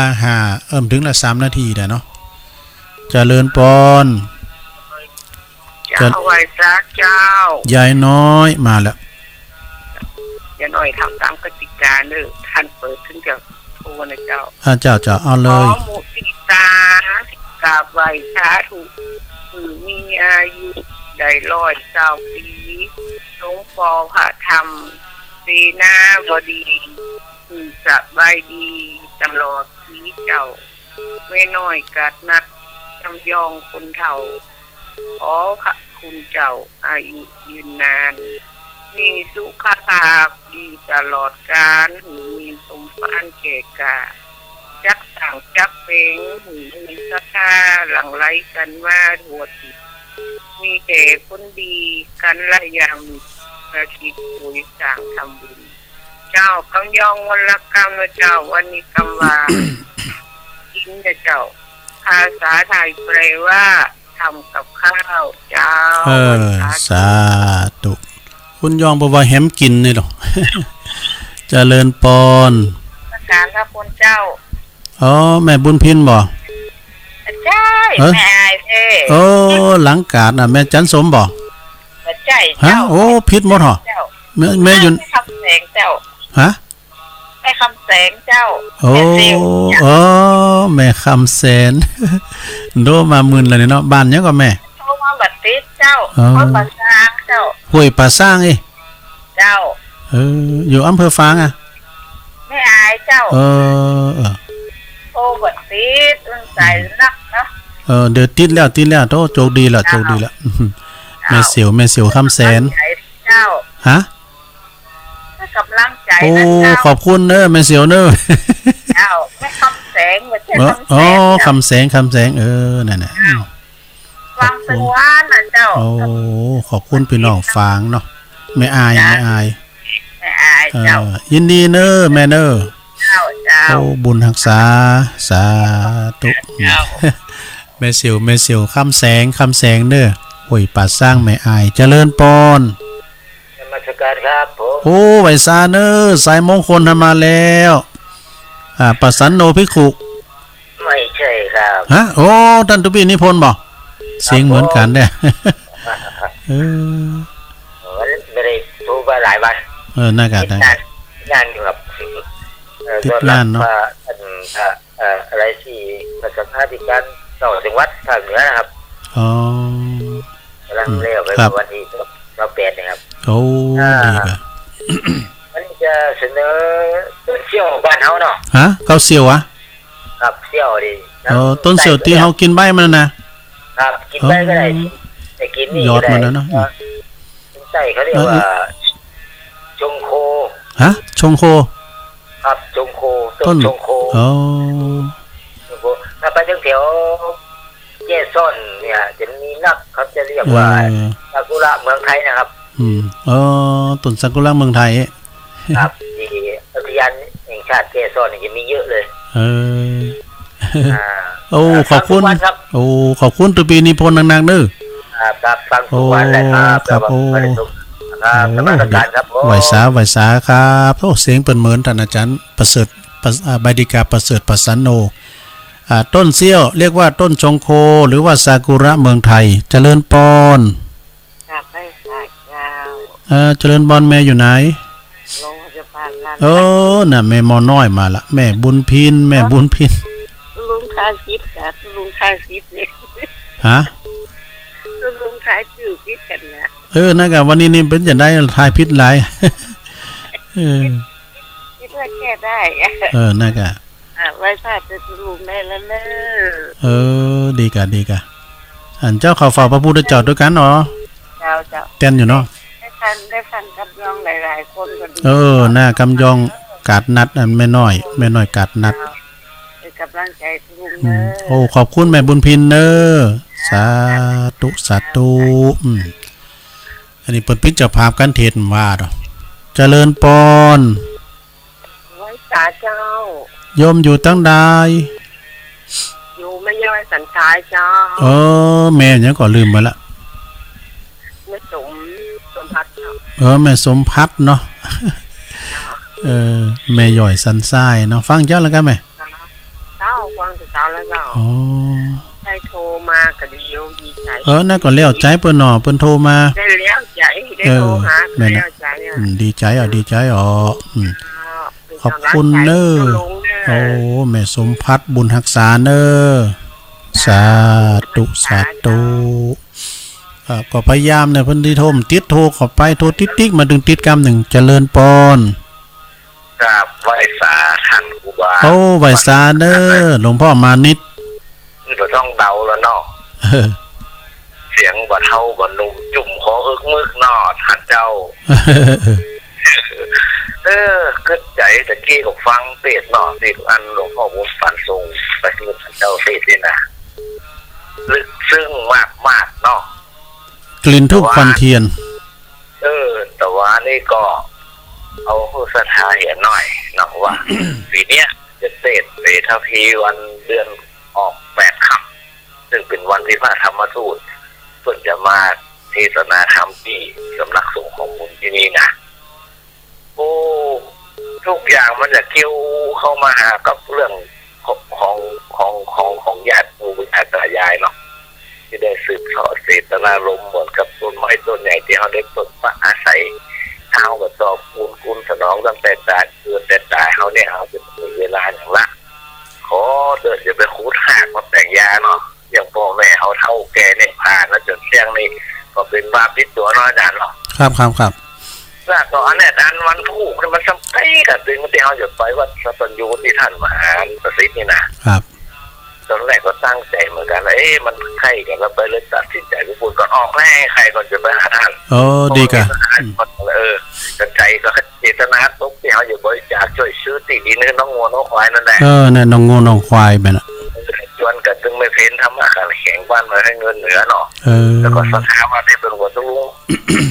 รถจืดมาได้ซ่อนรถนักขับน้องไอ้ตัวนี้ว่าเป็นขันไปเอี่ยวตะปูนเปิดไปสาคุท่านประสิทธิ์เนาะครับไปอย่าลืมอัดบ้านคนเนยยมแม่เอาไว้ออกแรงมาเนาะหลวงพ่อเนาะลองออกแรงมาหลวงพ่อนี่ได้ออกสาเนี่ยวันที่1ก็ไปยันวัดดอยสัพพัญญูก่อนเนาะเป็นงานไปยินดีเนอหลวงพ่อเนอหลวงพ่อมานิษฐาวโรสำนักสงฆ์หอมบุญครับไหวสาครับ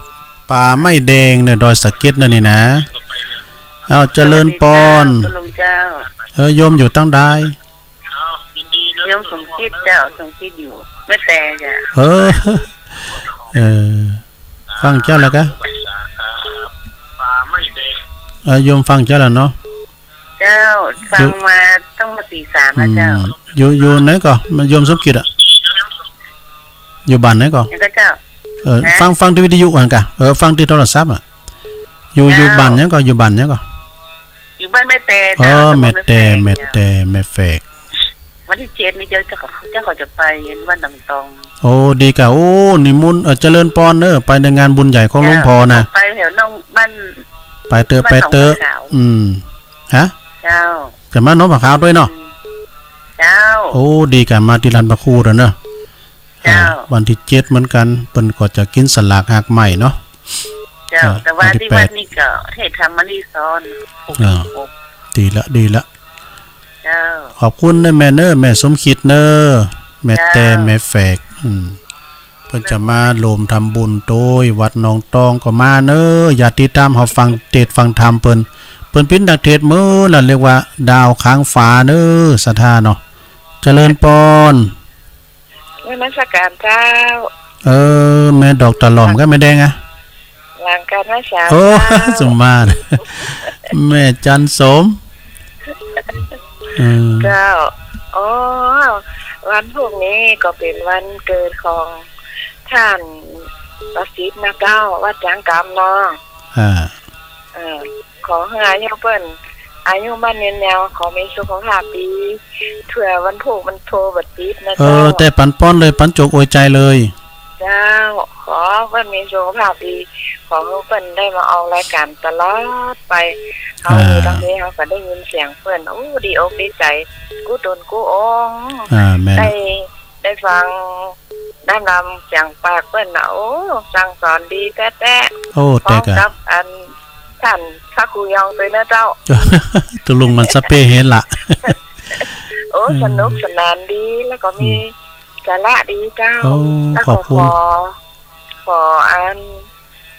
สุขภาพของท่านพระมหาประสิทธิ์วัดท่านวัดอันนี้ตัวใดสุเทพอ๋อประเดชพระคุณพระธรรมเสนาบดีเนาะแม่ก็อวยพรเพิ่นค่ะอวยพรเพิ่นเนาะขอให้เพิ่นสุขภาพแข็งแรงดีขอเขาได้ฟังรายการของเพิ่นตลอดไปวิทยุกันโอ้ได้ยินสักคู่เนาะถ้ามีเปิ้นเฮาก็ได้ยินอย่างอี้แล้วนะเนาะหมูจักตุลุงยองอ่ะได้รู้จักตุลุงยองขอเพิ่นสุขภาพแข็งแรงดีอายุ100 เจ้าสาธุเน้อแม่จันสมเน้อเจริญปอนบุญรักษาอันนี้ตัวแทนทางแม่อายเด้อแม่จันสม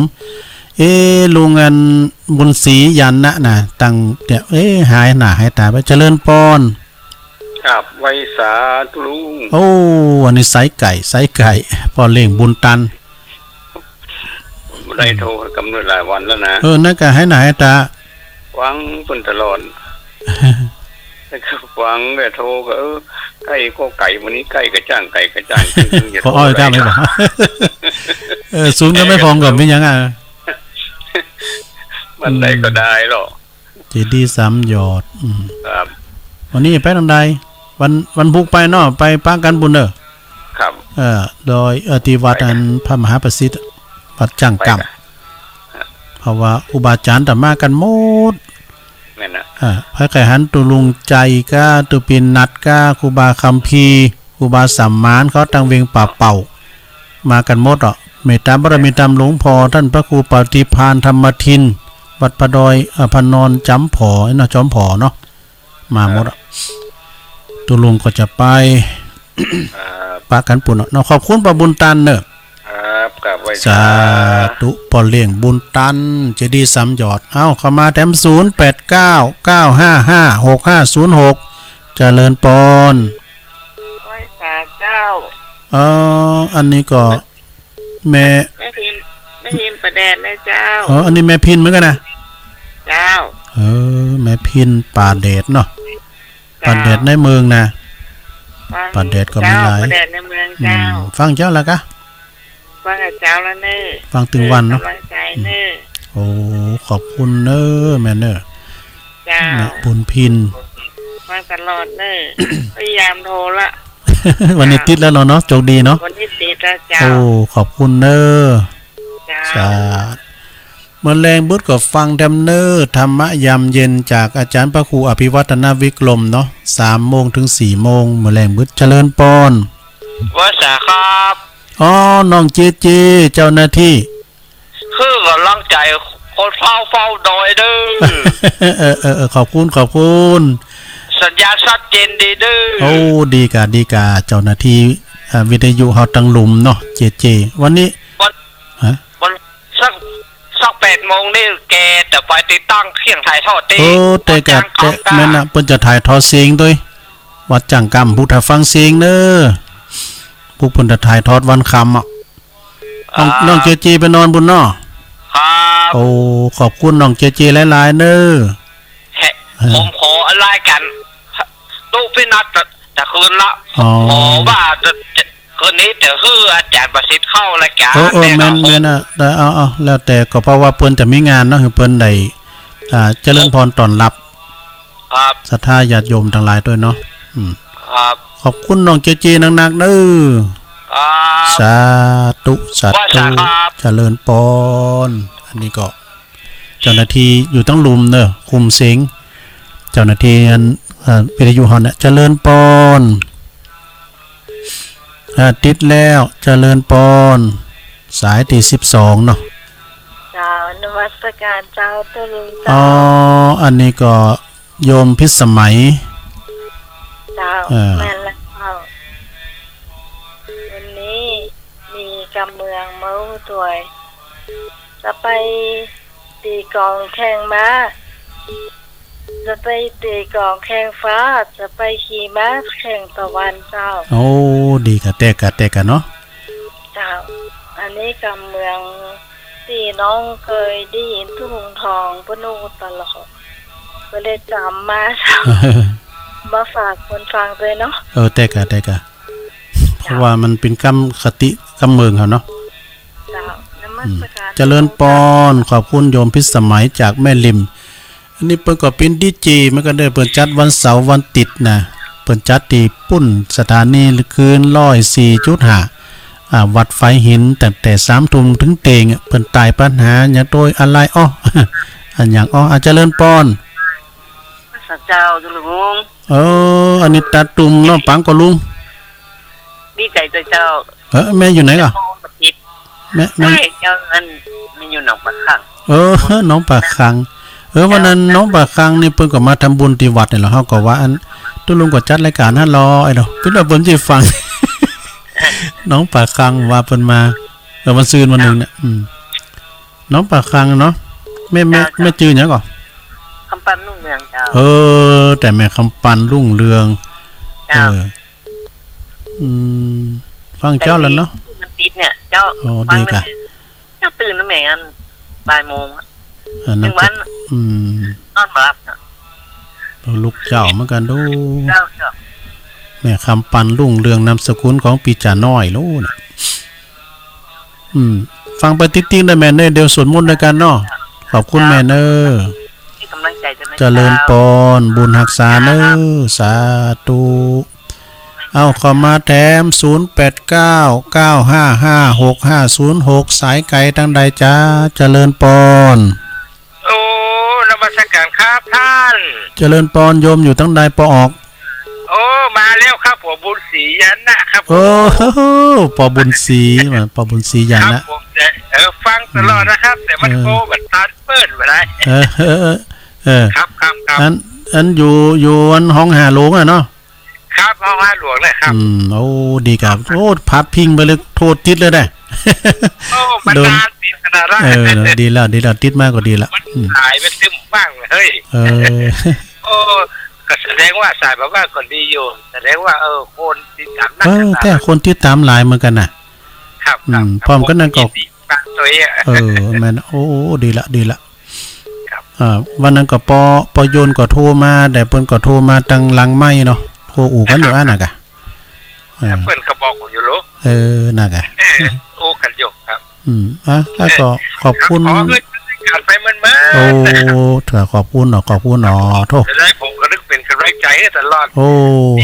นี่ไม่ได้โทรมาไม่ได้หายไปไหนนะครับฟังตลอดแต่ก็ฟังอยู่เนาะครับฟังตลอดดีแล้วเดี๋ยวขอบคุณปบุญศรีหนักๆเด้อยานนะเนาะสา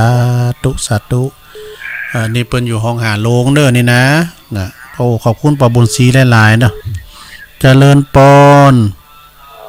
วันนี้เป็นบุญญาตินักไว้สาเจ้าแม่จรูนให้หน้าให้ตาเนี่ย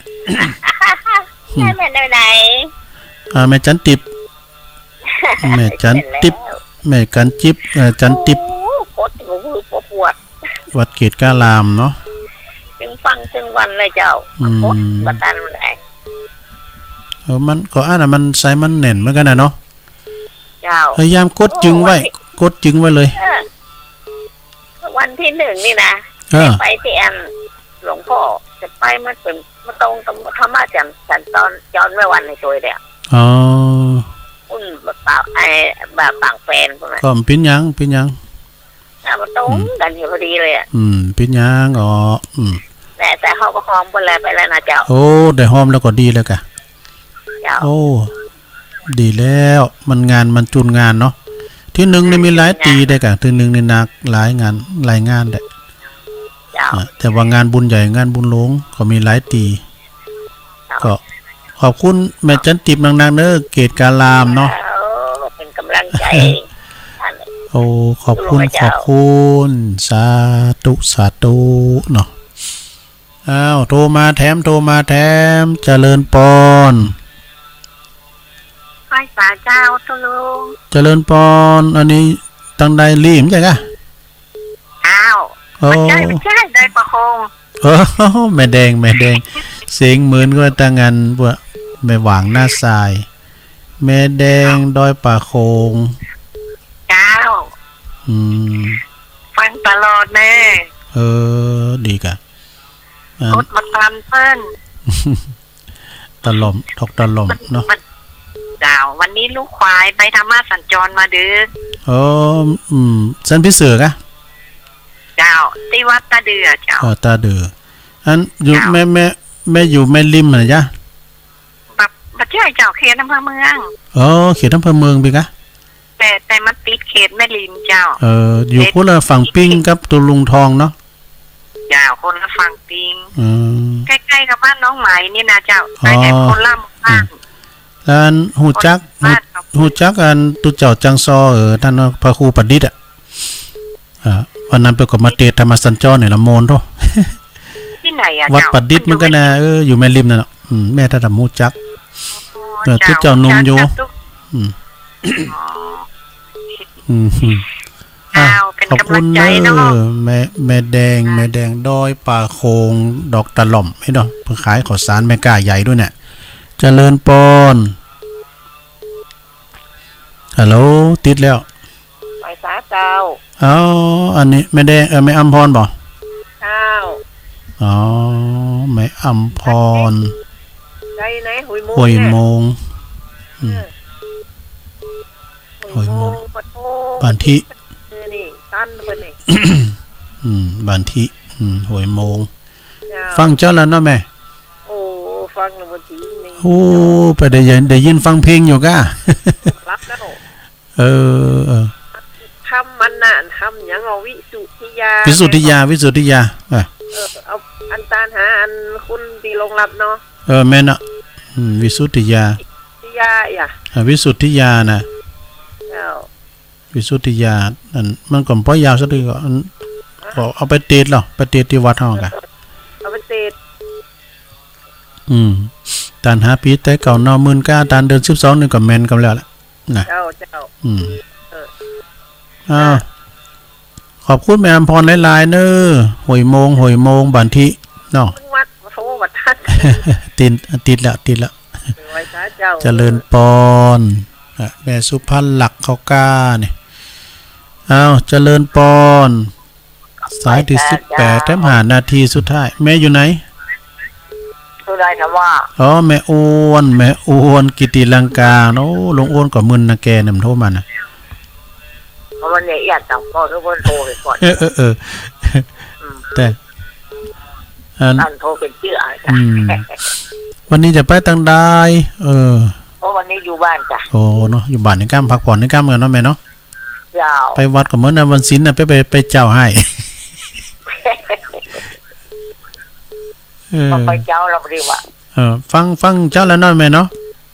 เจ้าฟังกับเจ้าแล้วตั้งแต่เปิ โอ้ ดเพลงอ่ะ ขอบคุณหลายๆเน้อเมื่อคืนบึดก็ฟังแถมบึดนี่ก็ฟังอันหลวงพ่อท่านพระครูสุจิตานุรักษ์ด็อกเตอร์เนาะตั้งแต่3 ทุ่มถึง4 ทุ่ม2 ทุ่มกันเนาะ8 โมงถึง 10 โมงคืนขอบคุณแม่โอนเน้อหลวงโอนเน้อ เจ้าไว้จ้ะ หลวงโอนก็80 ปีปลายแล้วเน้อเนี่ยนะกินต้านที่ไหนก็ไปสุขภาพแข็งแรงดีหลวงโอนน่ะเจริญปอนตั้งกอยไปหน่อยเด้ออยู่ตั้งใดจ้ะโยม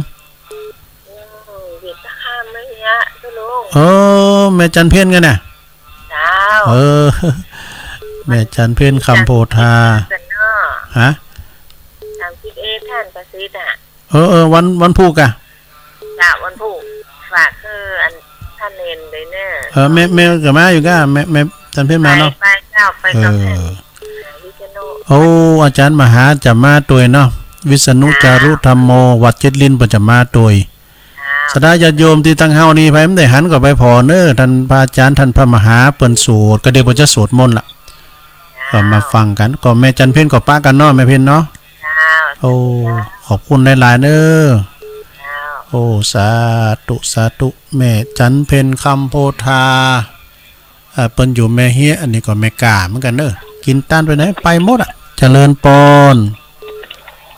ไปสาจ้าแม่กาแม่ออนมาแล้วเนาะแม่กาหายไปไหนอ่ะ ไม่กล้าไม่อ้อนะคืนทำดีน่ะ หายไปแล้วเนี่ยแต่ยินอยู่ก็ไม่กล้าลุดไปแล้วเอาเข้ามาใหม่เนาะไม่กล้าไม่อ่อนสันกำแพงเจริญปอนมาสการเจ้ามาแล้วเบอร์300นำปลายเปิ่นสุดท้าย เบอร์300แม่สุภลักษณ์สันประเจ้าแดงเจ้าตันอยู่เนาะตันอยู่ฟังถึงวันชัดเจนดีได้ไหวพระโดยตุลงอยู่เจ้าแรงบึดก็ฟังดำเนอร์ท่านพระครูตอนบ่ายเคลื่อนบึดก็ฟังแถมเจ้าจงเมื่อวันนี้สนามนี่ฟังเพราะว่าเพื่อให้ถอกป่ะอ๋อเป็นยังแกลำไยแล้วก็ฟังว่าเจ้าอีกก่อนเป็นยังถามที่แกลำไยก็ฟังถึงวันฟังถึงเมื่อวันเมื่อเจ้านะไม่ดีแล้วเจ้าฟังทุกตัวทุกองค์อากาศฟังไปติ๊กก่อนเนาะเจ้ามันอยู่ก็ไม่มานี่มันเป็นชุกเนาะตุลงแมนแต่เลยชุกอกชุกใจแล้วก็ขอบคุณแม่สุภลักษณ์เวลาตุลุงมดพอดีแต่เขาเป็นกำลังใจให้เจ้าบุญรักษาสาธุโอ้ขออภัยสำหรับโยมที่เพิ่นโทรมากำลุนด้วยเนาะแล้วก็โทรมาติดด้วยเวลาตุลุงจบพอดีก็ขอนำรายการจากล่าศรัทธาไปก่อนวันพุกเจ้าแถมเจ้าหนึ่งก็จะเอาทำอานิสงส์การทำบุญวันเกิดมาตีถึงศรัทธาญาติโยมเนาะมาเปิดสายเจ้าแถมมาบอกจนพี่น้องทำบุญกันที่วัดหันวันนี้บอกข่าวสารงานบุญวันพุกก็ไปปะกันที่วัดอาจารย์ท่านพระมหาประสิทธิ์ไปฟังซอของลุงใจไอแซมไปพออีกี้ด้วยนะมีวัฒนธรรมหลายอย่างก็ไปฟังกันไปกินเป็ดตานไปทำบุญตอดป่าไปสืบชะตากันที่วัดจังกำนะหิมพระบาทตักผ่านะเนาะนำรายการจากล่าศรัทธาไปก่อนทนสายยังกันลืมไปมีแม่น้อยกาดนัดมีแม่เสียวค่ำแสงห้วยป่าสร้างแม่อายพระอาจารย์นิพนธ์พัทยาโนวัดประธานดอยสะเก็ดต้นเสี้ยวก็คือต้นชงโค ซากุระเมืองไทยแม่บุญพินโรงพยาบาลลานนาแม่สมพัฒน์แม่ย่อยสันทรายหลวงพ่อมานิษฐาวโรสำนักสงฆ์หอมบุญป่าไม้แดงดอยสะเก็ดโยมสมคิดบั่นเมเตเมแฝกนะแล้วก็เมจันสมตัวแทนจากดอยจากแม่อายนอนหลังกาดแม่สาวปอบุญตันป่าไล่จะดีสำยอดแม่พินป่าแดดฟังตึงวันน้องเจโดยเนาะเจ้าหน้าที่ตั้งลุมเฮานี่นะสถานีวิทยุ91.0เฮาโยมพิสมัยจากแม่ริมนะเพิ่นว่าจะไปตีของแข่งฟ้าไปแข่งม้าไปขี่ม้าแข่งตะวันนะกำบักเก่าแม่คำปันลุ่งเรืองหนองปลาครั่งบ่อบุญศรียานนะจากห้วยห้องหาลงแม่จันติบวัดเกตกาลามแม่แดงดอยป่าโคงตะล่อมแม่อัมพรห้วยโมงบันติธรรมวิสุทธิยาแม่อ้วนกิติลังกาสันขวางแม่จันเพ็ญคำโพธามผู้กปะกันติจังกับแม่ก้าแม่อ่อนนะแล้วก็เส้นพระเจ้าแดงแม่สุภลักษณ์เป็นรายการเป็นสุดท้ายเนาะเอาขอบคุณผู้กดโทรมาแทมใหม่ตุลุงก็จะได้มามาแถมนำรายการจากล่าศรัทธาไปก่อนจัตตาโรธรรมาวัฏันติอายุวันโนสุขังปลา